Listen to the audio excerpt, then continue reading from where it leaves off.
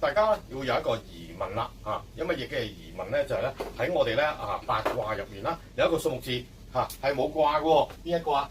好啦，簡單畫翻個九宮圖出嚟啦。呢8個數目字記唔記得點飛啊？5、6、7、8、9、1、2、3、4，係嘛？好啦。咁我哋外面啲8支卦都有個卦，咁如果咁啱我計出嚟咧個年命卦嗰條數年命卦條數係5，點算？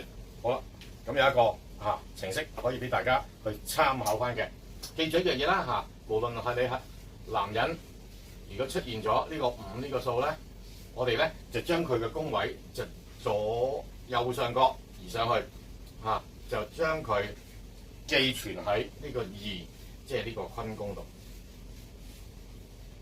清楚嗎？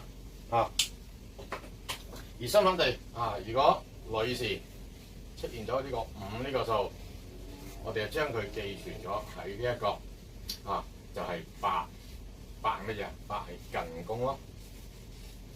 呢個就係所有命卦嘅信息不論你男與女，點都有一個命卦跟住你，而呢個命卦好直接係影響你嘅健康。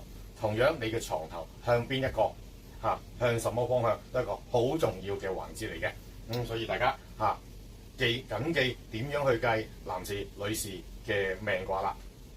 講到呢度，下一個環節再見大家。